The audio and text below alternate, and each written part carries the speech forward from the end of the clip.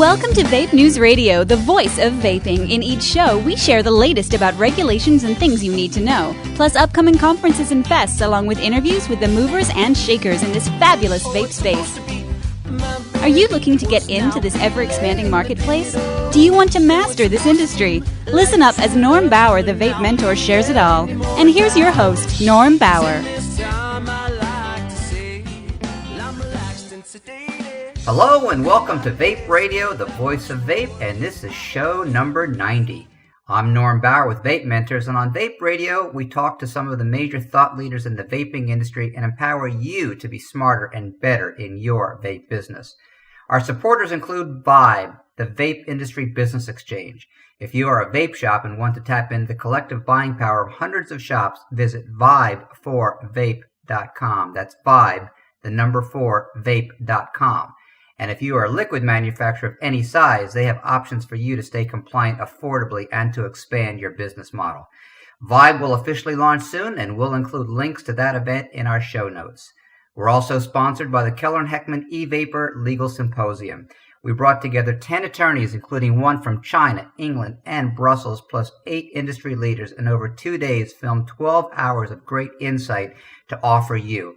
This package is available for purchase, so contact me at norm@vapementors.com for information on getting your own copy. Meanwhile, if you'd like information on what's going on at the FDA, we are offering a free FDA mini course, which you can access at vapementors.com/FDA mini. That's FDAMINI. And before we begin, we want to thank all of our loyal fans as we just celebrated our 3rd year anniversary. We're getting close to 100 episodes and have had over 1.3 million downloads in that time. So once again, many thanks to you all. The state of Indiana has seen its share of challenges in the past few years. Former Governor Mike Pence signed a bill that limited the number of liquid manufacturers to less than 6. These 6 companies had to adhere and conform to insane standards, and unless you were able to comply, you could not sell liquids in that state. Turns out that there were some underhanded dealings, which included dirty politicians, casino money, and even cannabis influencers. The FBI has an ongoing investigation, but we'll let that run its course. Today's show is about the present and the future more than the past. You can review what happened before on Vape Radio number 87 when we interviewed Eric Godding, the attorney that represented vaping interests in the state. I've also written about it several times in Vape Magazine when I called it the War of Indiana. Can you sell liquids in Indiana today? Yes, but you must be approved and you must get registered. Today, joining us is Amy Lane, founder of the Indiana Smoke-Free Alliance, that's ISFA, and she will be providing an update. Take it away, Amy. Welcome back to Vape Radio. This is Norm Bauer, the voice of vape, and today we're going to do a revisit or an update on a situation that happened in the state of Indiana. For most of us that have been in the industry for a while, you've kind of seen there's a few states that kind of get higher profile than maybe the rest of the country, usually for the wrong reason. When it comes to vaping, of course, we have in the state of Pennsylvania, and if you heard the last radio show, we talked about the 40% floor tax that was put in there when we interviewed Chuck Huff with the Pennsylvania Vaping Association. And here in my state of California, we just passed Proposition 56. That's going to have a very significant effect. But combined with both of those states, there's probably no state in the union that's had more of a microscope put on it other than the state of Indiana. So we have a very interesting conversation today with Amy Lane. And Amy is with an organization called Indiana Smoke-Free Alliance. Now, you might kind of say, this sounds vaguely familiar, Norm, what's going on? And what happened is the state of Indiana tried to effectively shut down all importers of vaping products and nicotine and tobacco products into that state. So that's a very, very broad section, but I'm going to have Amy share with us a little bit more all the nuances of it because she is an attorney. So Amy, welcome to Vape Radio. Hi. I do want to make one clarification real quickly. Now, I am not an attorney, unfortunately. I am a scientist, though. Okay. So I have my degree from Purdue University in cell physiology and biology. So on the other side, I'm the research type of person. So, got it. But lately, I've been in public affairs, which has been an incredibly interesting time. So just to give you a little back history on what happened in Indiana, and I know I'm going to sound like a broken record to a majority of the nation that has heard this time and time again. We had a law in 2015 that basically strangulated the entire state of Indiana. We could only purchase from Indiana permit holders and for e-liquid manufacturing. And so that really left us in the very beginning stages with 4 approved active manufacturers. So in 2016, when the law went into place, you did have one other company that won their suit, and that was Good Cat out of Naples, Florida. So then at that point, we had another permit holder that we could buy from. But really, to understand what had happened to us, and really the dynamic is that it shut down all business to Indiana for a complete year within brick and mortars. And I say that caveat because there was many companies still sending into our consumers. So brick and mortars suffered a huge amounts of losses. We're talking 60% losses at that time. That's what I testified to at state hearings this past session. And it's no joke. We lost out of 204 active vapor businesses in Indiana. We are now down to 162 businesses. And that's in 8 short months that this law was basically enforced and enacted. So it was pretty terrible. And we knew going into it at ISFA, we couldn't get any traction really to start up the association back in 2016. But the more that the law sunk in with everybody, the more that they were feeling it literally in their pocketbooks. So that's how really we were started, is we were started out of adversity. And we knew that somebody had to step up to the plate and take care of this, or the monopoly was just going to continue. It wasn't going to end. Let me jump in here and let's kind of go back in history, because obviously you covered a lot of territory in just a short amount of time. So I have several clients in Indiana, and when they told me about this potential law or this pending law 2 years ago, I said, there is no way this is ever going to happen. This sounds very antitrust. This sounds very unconstitutional. It sounds like restraint of trades. I mean, basically I came up with logical responses as a layperson, but as a professional in the vaping industry, as far as why this wouldn't work, but yet it did work.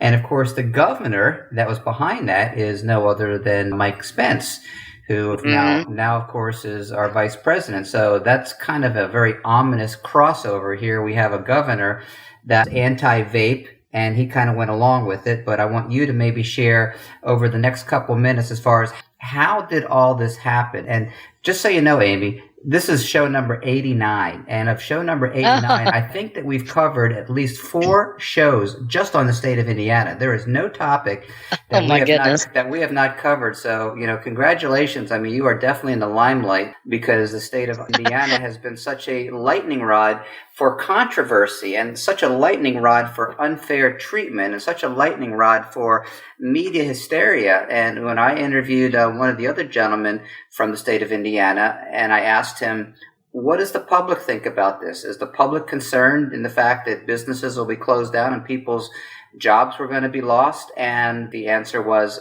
they really don't seem to give a crap. So, with all that as kind of like a little bit of a backstory for you, like I said, we've been covering the Indiana, I called it the war on Indiana, and I've actually written several articles for Vape magazines talking specifically about this. But, for those of you who maybe are new to Vape Radio or maybe haven't followed us, kind of give us a little bit of an overview without doing too deep of a dive of how this regulation came about. And also, if you can share a little bit of the drama, maybe some of the hands that got greased as far as anything that is known to be true without dispersing anyone, we'd love for you to share some of the drama in that as well. Being a shop owner, I think the easiest way to explain this is being a shop owner in 2015 and watching this unfold at your state house, literally not being able to do anything about it. Those were all the questions we asked ourselves. How in the world did this happen? What happened, first of all? I mean, it was literally we got broadsided. So to really take you back in history, and this is public information. So Tony Cook at the Indianapolis Star has done an amazing job, and so is Haley Colombo at the IBJ, which is our Indianapolis Business Journal. They have done a tremendous job of exposing all of this. So it is all public information. Please look those articles up. They're amazing. And what they figured out, we all discovered and all have known for a long time, but these particular news outlets really kind of pushed it out there in the public's eye, is it happened simply, Norm, over dollars, over marijuana dollars, to be totally honest. Marijuana dollars. Marijuana dollars. So back in 2013, In fact, there was a bill that was introduced, but never really heard. It was heard in committee, but never saw the light of day. And it was structured very similarly to our e-liquid laws. So that's where this kind of all started with. The eye on the prize was marijuana. And it was told in secret to some of these people and the investors that wanted this to happen. Look, guys, we've got to have a testing ground for this. We've got to make this system work. So somebody came up with a bright idea that let's go after the e-liquid industry. We can capitalize on that. And then all of these participants, aka manufacturers that were in on this deal, got promised a lot of things. One of which is, hey, if you hang tight with us, you sign all of our contracts, then you're going to be in on the ground level when it comes to passing the medical marijuana laws or any marijuana laws, recreational, otherwise, into the 2020s. So that's really how all this started. And it started with a long time ago with a lot of really good golf course buddy friends, Mike Pence included, in what we call the Lucas Oil Buddy Club here. So big money, lots of big money. Rod Radcliffe has been known to finance a lot of this, and he was behind a lot of the financing, and that's absolutely true. And again, very public information. And things that Tony Cook discovered and Haley Colombo. And it's just amazing. This thing reeks of RICO. It reeks of all of that. Totally. And we did have an FBI investigation that helped us tremendously in the state house. So at that point in history, we all couldn't figure it out. But the easy answer, honestly, is money. A lot of money, a lot of influence, and a lot of power. And when I went to the state house this year, boy, it was such a different atmosphere. Because I truly believe some of these legislators, I honestly do, knowing how the political systems work on the state level in Indiana at least, they just didn't know what they didn't know. They were sold an idea. They were sold that e-liquid was going to be contaminated, adulterated, people were putting heroin in it, and that we've got to protect the public. That's what sold. That was the general idea that sold. So this whole monopoly was created under the guise of protecting public health when it really is going to all circle back to marijuana. Isn't that interesting? All right, so that brings a context that I was not aware of before. I heard that there was casino money involved. I heard that there was a lot of, behind the door dealings and what have you. So just to kind of thank you for bringing us up to speed. So a few months ago, I believe it was in March, the ninth, tell us which district court it was. I'm not sure if it was the 9th or the 11th. They overturned the rule to be unconstitutional. So why don't you kind of start from there? Because again, we did a Vape Radio show a few months ago with the attorney from Keller and Heckman that represented the state of Indiana and smokefree.com. And so we got a real deep dive as far as what was happening at that time, but certain things were kind of unfolding right now. So today, as we speak in June of 2017, is the state of Indiana any different than any other state in regards to the sale of vaping or nicotine-related products? Yes, it is. And there's going to be two reasons why that is. So let me backtrack to Eric Gotting, the attorney that you had on, and it's going to be the 7th Circuit District Court that overturned it, the appeals court. So what Eric and Azim and the Right to Be Smoke-Free Coalition achieved, I guess I can't stress this enough, that people don't understand how monumental of a precedence this set for the entire vaping industry, not just for Indiana. It's because what they said in their court case and what the judges agreed on, it is wholly unconstitutional on 9 different provisions. So to sum those provisions up, it's really, you cannot tell an out-of-state company how to run their manufacturing facility. You might be able to just have quality standards, right? Saying that your product is not adulterated. The e-liquid, for example, is not adulterated, but you certainly can't tell them how to do it. So, my old adage is, you certainly can get the milk from Jersey, but you can't tell Jersey how to milk the cow. So that's what's incredibly important, is that they accomplished that, and that played heavily. So that lends into part 2.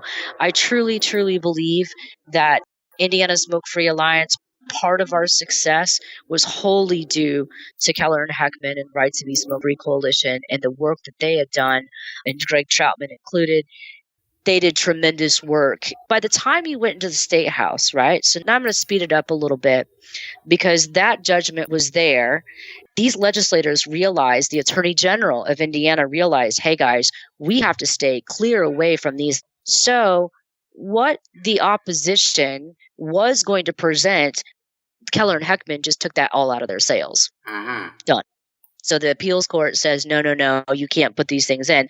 Because our position in Indiana was, well, that's good for out-of-state companies. Do you really want to create a two-tier system, preferential treatment when you're really treating out-of-state companies more preferential than you would treat in-state companies? And they're like, oh, no, we don't want to do that. And again, you got the FBI investigation. You've got Tony Cook and Haley Colombo on their ass. I mean, it was crazy. So they had a lot of outside pressure this session this year that helped us tremendously.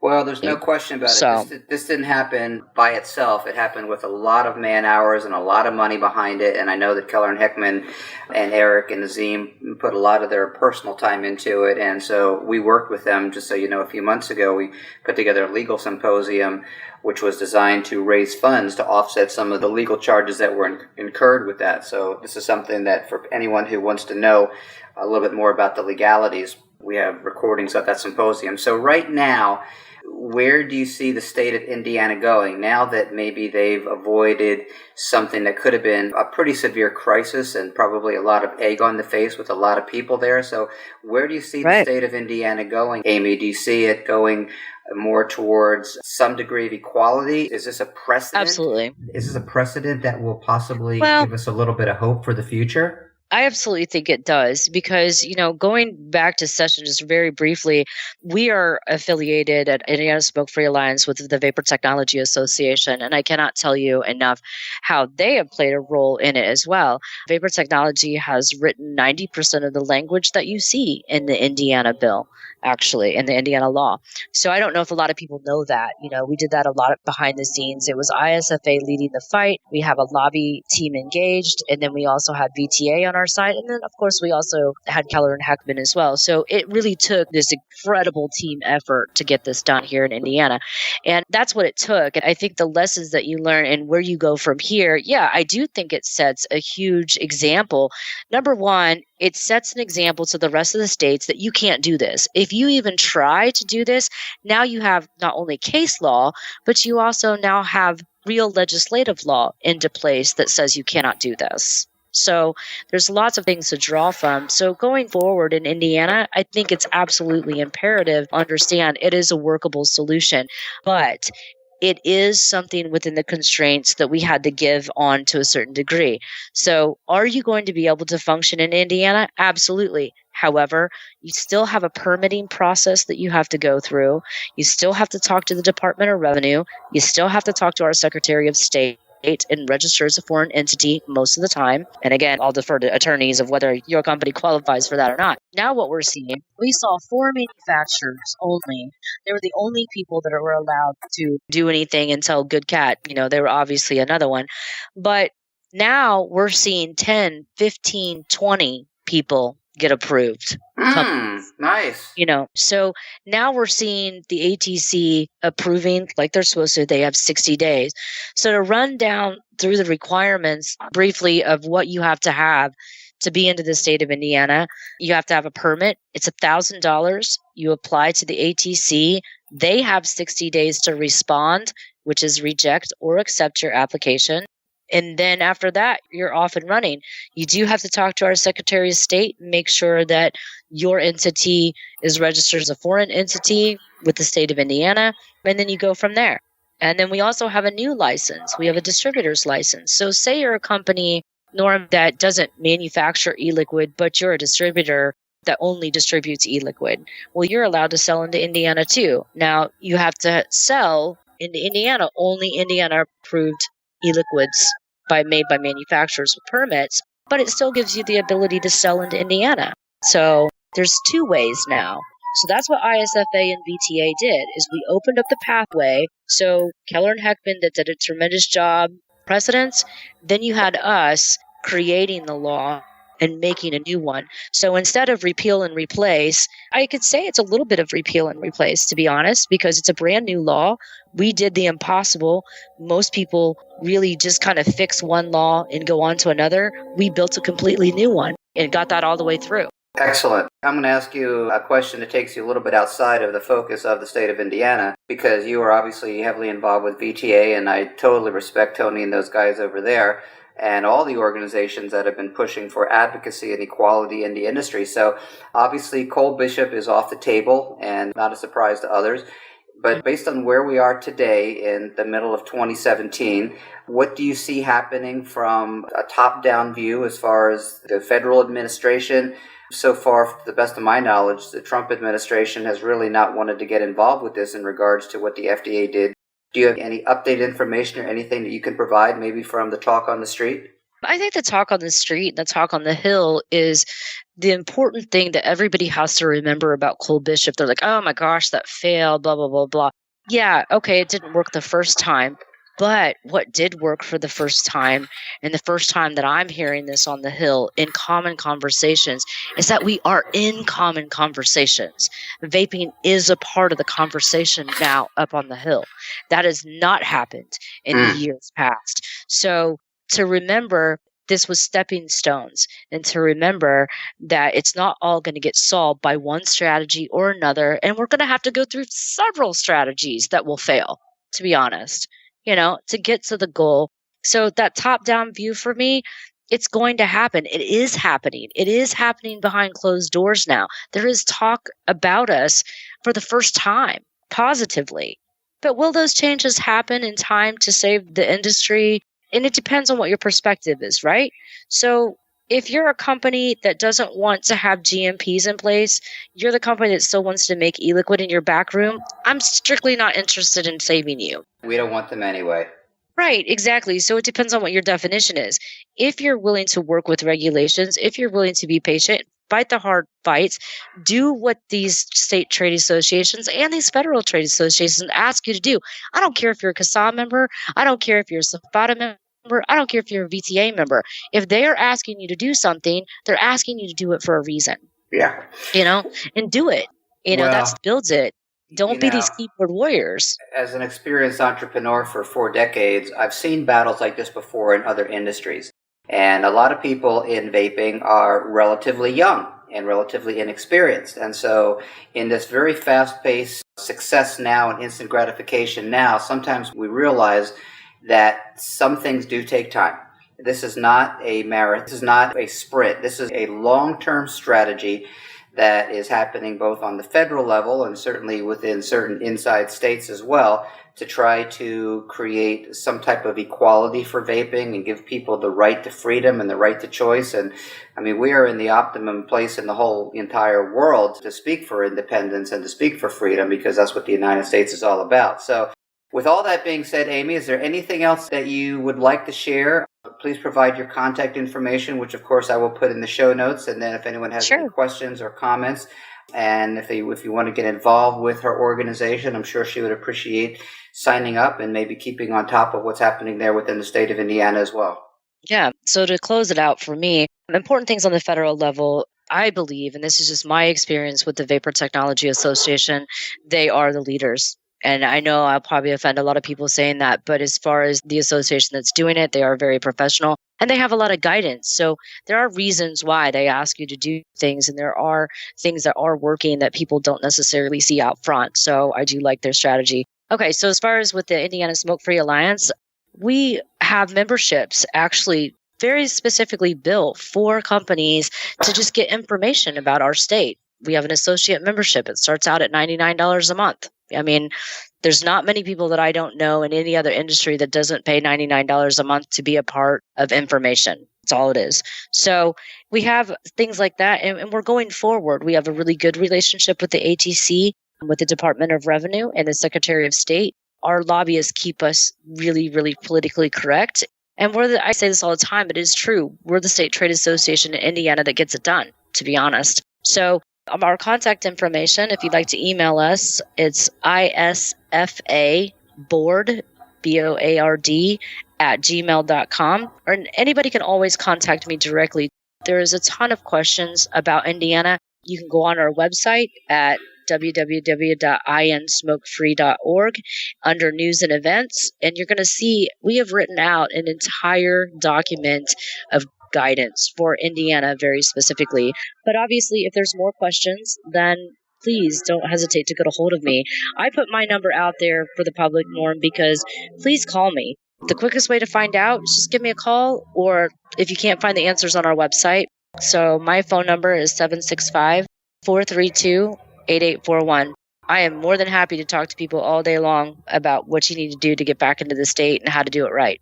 Most excellent. Well, I was fortunate to be introduced to Amy at ECC in December of 2016, along with Tony Aboud from the VTA, and her intelligence and her commitment were very, very obvious, and obviously it comes through in this telephone call as well. So, Amy, thank you so much, and if there is anything going on that you feel our listeners and our readers want to know about, please feel free to reach out to us at any time.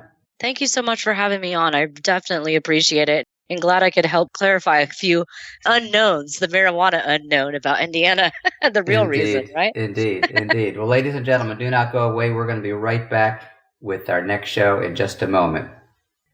We hope you enjoyed that interview with Amy up there in the state of Indiana, and now you have a little bit more insight about what is going on. And the fun is going to continue over the next few weeks as we have more great topics coming up on future shows. Our mission, our commitment on Vape Radio is to bring you informative and compelling topics and guests. But for right now, that wraps up show number 90, and thanks again for listening. Do you have a topic you'd like to hear, or do you have something to share? Someone you'd like us to speak with? Send us a note to norm@vapementors.com. And don't forget, we're offering a free FDA mini course, and you can access it at vapementors.com/FDA mini. And before we leave, I want to offer you all a great opportunity. Would you like to get your product, service, or message in front of our targeted vaping audience? Vape Radio is the number one vape radio show in the world with more than 1.3 million downloads since 2014. We are one of the top 10 business podcasts of 2015 on Podbean and beat out more than 130,000 other shows. For just $750, you get your company integrated within 3 different vape radio shows, and we're looking for 2 more advertisers to fill our spots. How about you?